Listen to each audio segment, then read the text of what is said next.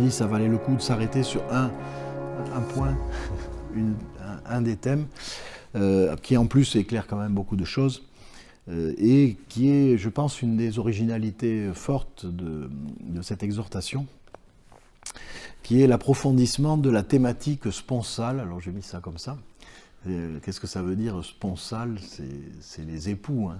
Ce qui est sponsal, c'est ce qui est relatif aux époux.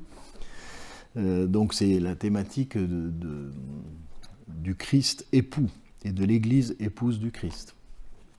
Voilà. Ce sujet sur lequel on ne réfléchit pas forcément très souvent, excusez-moi. Avec tous les baptisés, les pasteurs sont appelés à la sainteté de tous. Ça, je crois que je l'ai déjà dit. Ils le sont aussi spécifiquement en tant que prêtres au titre de leur ordination. C'est-à-dire qu'ils sont, comme tout le monde, ils sont appelés à devenir des saints, mais ils sont aussi appelés à devenir saints d'une manière spécifique en tant que prêtres, au titre de leur ordination. La sainteté des prêtres a des notes spécifiques. Et ils se sanctifient en accomplissant les tâches de leur ministère. C'est ce que enseignait déjà le Concile Vatican II dans Presbyterorum Ordinis, donc le fameux décret qui n'est pas le plus grand texte dans les textes de Vatican II, mais qui a quand même dit des choses importantes. Et c'est repris dans Pastores Dabo Vobis, cette vocation à la sainteté qui s'accomplit en exerçant son ministère. C'est-à-dire qu'on se sanctifie en célébrant la messe, en prêchant, en faisant le catéchisme. Enfin, c'est dans les tâches ordinaires qu'on doit vivre d'une manière sainte qu'on grandit en sainteté. On va aller chercher midi à 14h. Le Seigneur attend de nous que nous soyons saints dans ce que nous faisons. On pourrait dire des choses analogues sur la sainteté des gens mariés qui doivent se sanctifier dans leur mariage, dans leur relation, l'éducation des enfants, etc. Mais la vie des prêtres donc, est fondée dans la configuration à Jésus-Christ, pasteur et serviteur. C'est ce que la théologie traditionnelle dit toujours. Hein, les prêtres sont configurés à Jésus-Christ, pasteur et serviteur. Leur ordination fait d'eux des images spéciales du Christ, pasteur et serviteur, et leur permet d'agir comme pasteurs, non pas par eux-mêmes, mais pour que le bon pasteur unique, l'unique pasteur, le Christ, soit toujours à l'œuvre dans son Église. Et donc leur vie spirituelle consiste à s'imprégner de cette configuration à Jésus-Christ, pasteur et serviteur, à lui ressembler toujours davantage, à être pasteur comme le Christ est pasteur et serviteur comme il est serviteur. Et cette vie spirituelle trouve son unité dans la charité pastorale. C'est ce que enseignait aussi de manière très forte Presbyterorum Ordinis à Vatican II, et c'est repris beaucoup dans Pastores Dabo Vobis. Qu'est-ce qu'on appelle la charité pastorale? C'est voilà, l'amour du pasteur pour le peuple qui lui est confié. C'est une forme de charité spécifique qui doit grandir et qui fait l'unité de la sanctification du prêtre. Il existe un rapport intime entre la vie spirituelle, les exigences et les conditions du triple ministère sacerdotal. Service de la parole, célébration des sacrements et service de la communion. Mais une note spécifique à Pastores Dabo Vobis, quelque chose qu'on ne trouve pas beaucoup ailleurs, vient éclairer et appuyer ces indications qui sont en fait habituelles, qui sont pas qu'on trouve ailleurs. Tout ce que je viens de dire, ce n'est pas spécifique à Pastores Dabo Vobis, mais il y a quelque chose de particulier. Et il s'agit donc de ce caractère sponsal de la relation du prêtre à l'Église, fondée sur le mystère du Christ, époux de l'Église. Alors, la première chose, c'est de réfléchir à qu'est-ce que ça veut dire que le prêtre, qui est configuré au Christ pasteur et serviteur, pasteur et chef de l'Église, qu'est-ce que ça veut dire que le prêtre est aussi configuré au Christ, époux de l'Église? C'est pas forcément quelque chose qu'on a l'habitude de dire, mais qui se trouve répété beaucoup dans ce texte. Et les pères du synode de 1990 invitaient à une vie évangélique, à l'obéissance apostolique, donc obéir à la manière des apôtres, avec son exigence communautaire, au célibat consacré à cause du règne de Dieu, signe et stimulant de la charité pastorale à la pauvreté évangélique pour une disponibilité missionnaire. Le célibat est un don de Dieu inestimable pour l'Église, signe de l'amour de Dieu envers ce monde, ainsi que de l'amour sans partage du prêtre envers Dieu et le peuple de Dieu. Le texte dit « La virginité ne se limite pas au seul non », c'est-à-dire ne pas avoir de relations sexuelles. La virginité ne se limite pas au seul non, mais elle comporte un oui profond dans l'ordre sponsal, le don de soi pour aimer de manière totale et sans partage. On trouve cette phrase au numéro 20. Vous voyez, la virginité à laquelle le prêtre est appelé est liée au don de soi, d'aimer de manière totale et sans partage, sur le modèle de l'amour d'un époux pour son épouse. La volonté de l'Église en ce domaine est motivée, précise le pape, dans le lien du célibat avec l'ordination sacrée qui configure le prêtre à Jésus-Christ, tête et époux de l'Église. Voilà. En fait, ce texte a l'originalité de parler du célibat des prêtres en termes d'une forme d'épousaille avec l'Église. Alors qui est en fait l'épousaille du Christ avec l'Église, mais comme il est configuré au Christ par son ordination, bien il peut vivre son célibat sur ce modèle-là. Comme au synode lui-même, le célibat sacerdotal est réaffirmé dans cette exhortation et reconnu, mais aussi motivé, non principalement par une règle extérieure, pour dire que c'est une pratique, bien sûr, c'est une règle, bien sûr, mais comme une valeur profondément liée à l'ordination. Le célibat rend conforme à Jésus-Christ, bon pasteur et époux de l'Église. Il permet le choix d'un amour plus grand et sans partage pour le Christ et son Église, dans une disponibilité pleine et joyeuse pour le ministère pastoral. Il faut considérer le célibat comme une grâce spéciale, comme un don que tous ne peuvent comprendre, mais seulement ceux à qui c'est donné. On trouve cette formule, tout le monde ne peut pas comprendre, mais seulement ceux à qui c'est donné, dans le chapitre 19 de saint Matthieu, verset 11, vous savez, on parle de ceux qui sont eunuques pour le royaume de Dieu. Tout le monde ne peut pas comprendre ça, sauf ceux à qui c'est donné, c'est ce que dit Jésus. Comme au synode lui-même, le célibat sacerdotal est réaffirmé. Non, ça je l'ai dit, pardon. Dans l'exhortation apostolique, le mot sponsal revient 19 fois et la formule époux de l'Église 8 fois.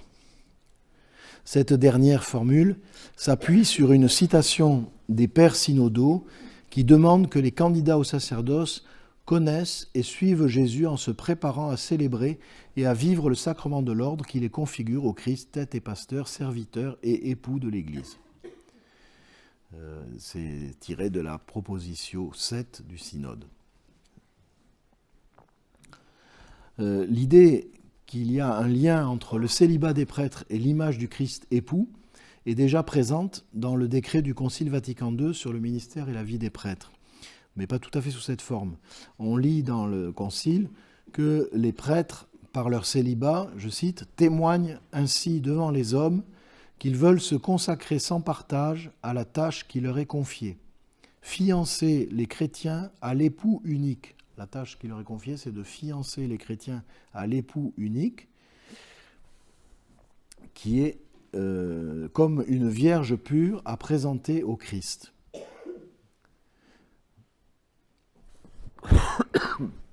Ils évoquent les noces mystérieuses voulues par Dieu, qui se manifesteront pleinement au temps à venir, celles de l'Église avec l'unique époux qui est le Christ. Ça, c'est dans Presbyterorum Ordinis, donc au deuxième chapitre, et le paragraphe numéro 16. Mais la formule de l'exhortation, donc Pastores Dabo Vobis, va un peu plus loin que ce que disait le Concile, en parlant de configuration au Christ époux. Ça, on ne trouve pas ça dans le texte du Concile. Le fait que l'ordination configure au Christ époux. On dit traditionnellement qu'elle configure au Christ chef, tête si vous voulez, ou au Christ pasteur, au Christ serviteur, mais au Christ époux, on ne trouve pas ça dans d'autres textes.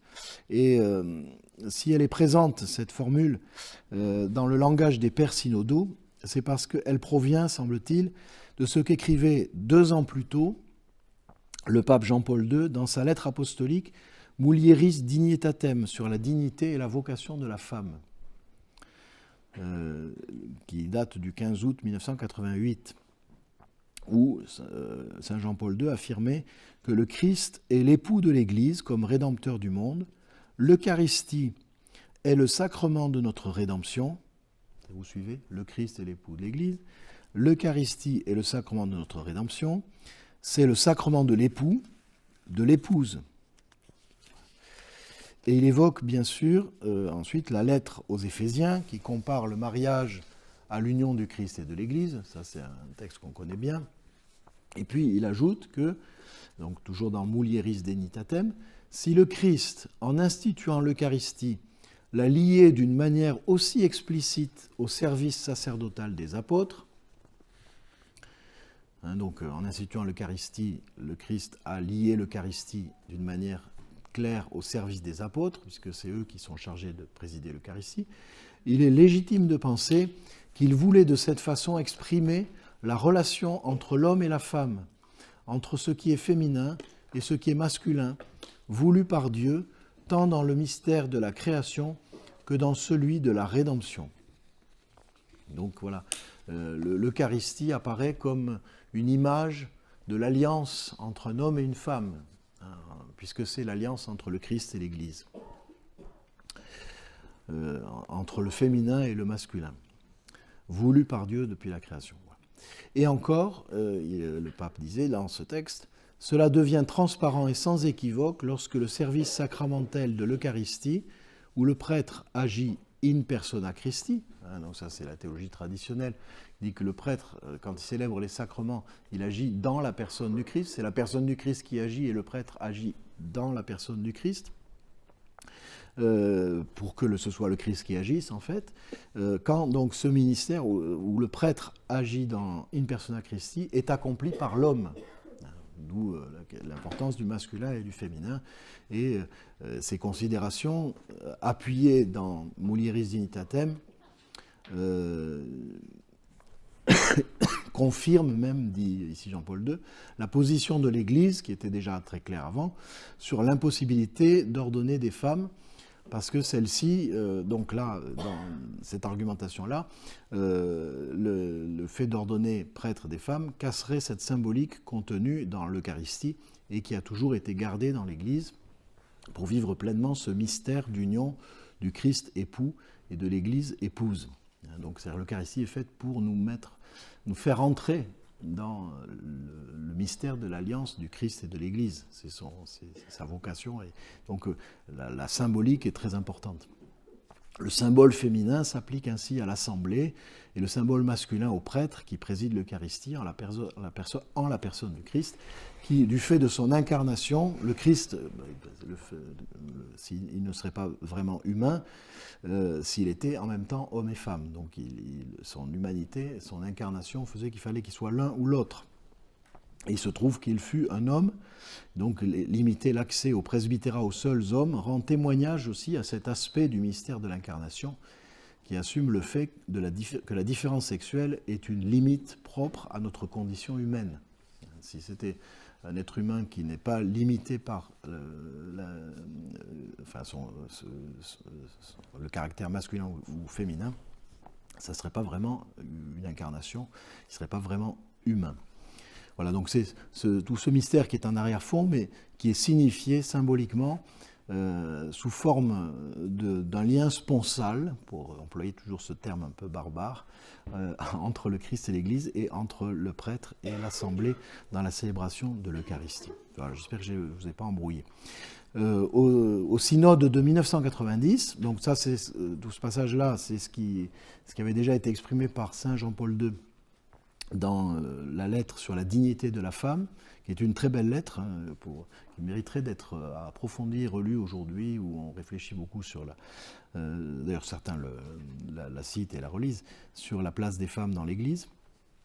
Au synode donc, de 1990, donc 2 ans après cette lettre apostolique sur la dignité de la femme, au synode, cette thématique semble avoir été clairement intégrée par les pères synodaux, qui ne reviennent pas sur la question du genre des ministres ordonnés, mais qui s'appuient sur la même formule, donc la configuration au Christ époux, pour proposer un approfondissement spirituel, afin que le prêtre se considère non seulement comme configuré par l'ordination au Christ tête, au Christ pasteur, au Christ serviteur, mais aussi au Christ époux de l'Église.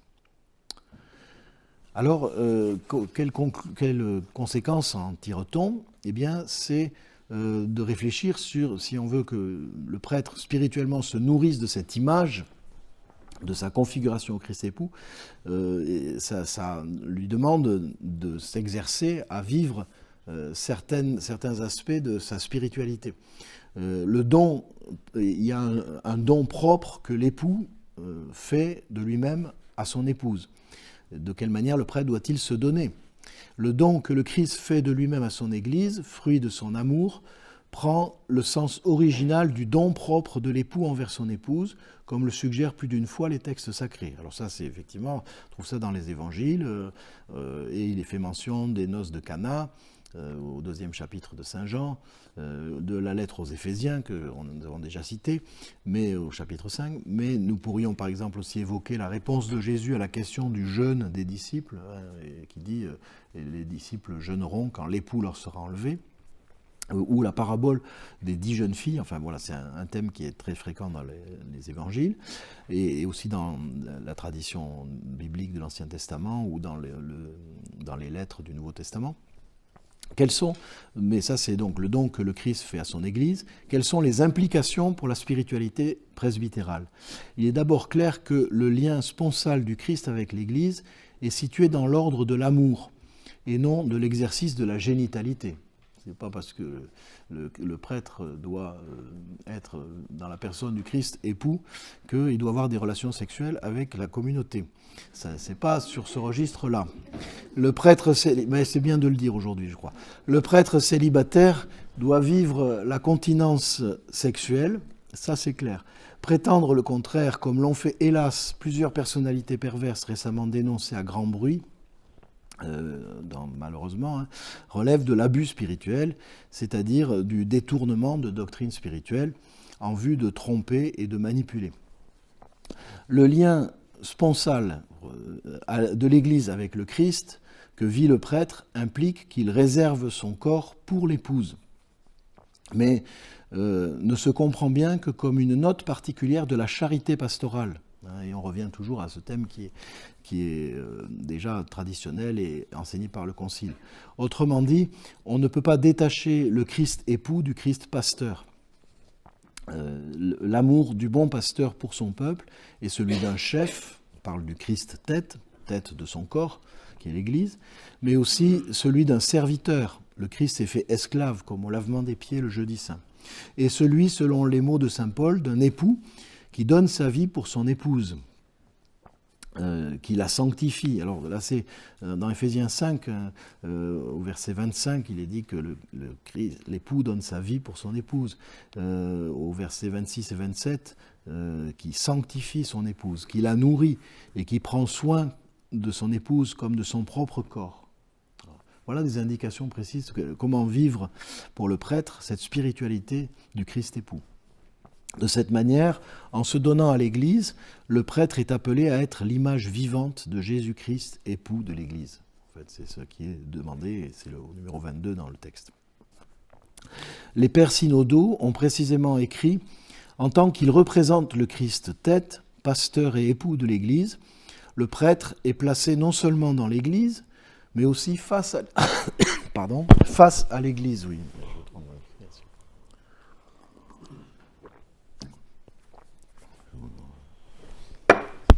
Si vous avez soif. cette formule-là, face à l'Église, aussi est intéressante. Évidemment, elle est d'autant plus signifiée dans la célébration de l'Eucharistie promue par le Concile Vatican II, où le prêtre, enfin, de toute façon, dans la célébration, le prêtre est souvent face à la communauté, mais plus particulièrement, il célèbre même l'Eucharistie face au peuple, comme on dit.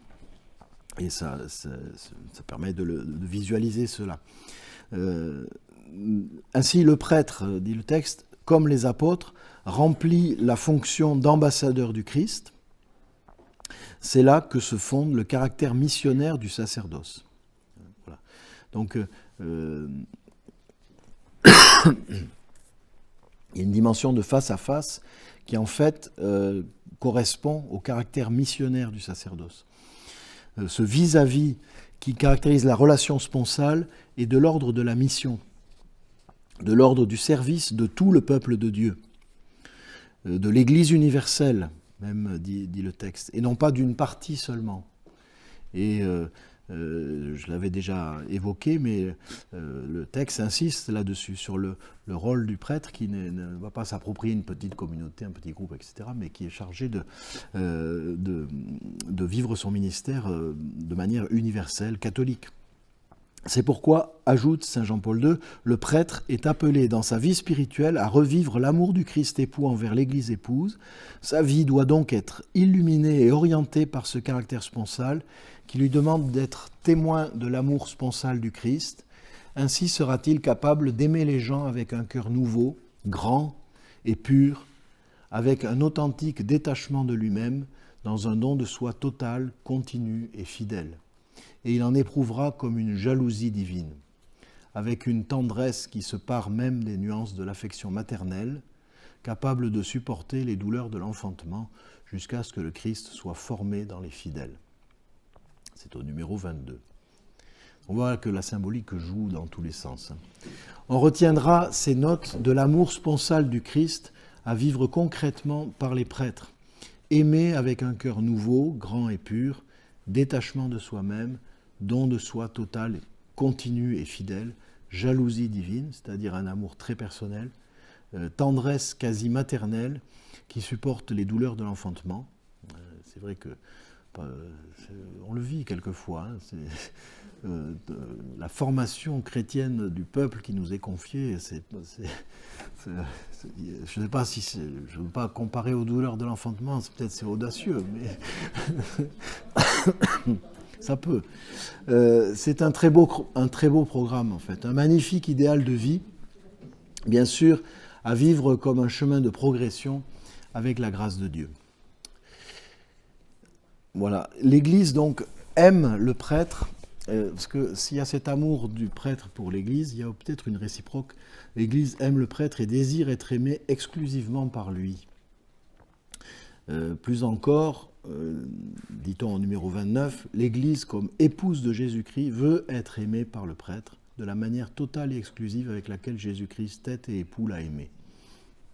Donc ce n'est pas simplement quelque chose d'une exigence pour le prêtre, mais finalement pour tout le peuple de Dieu. Si on veut appartenir à l'Église, on est appelé à répondre aussi à cet amour du Christ, et qui peut passer aussi par une forme d'amour du prêtre. Cette vision de l'Église traduit de la manière la plus positive qui soit la signification pour l'Église latine et plusieurs églises orientales d'exiger le charisme du célibat comme condition avant d'ordonner des prêtres.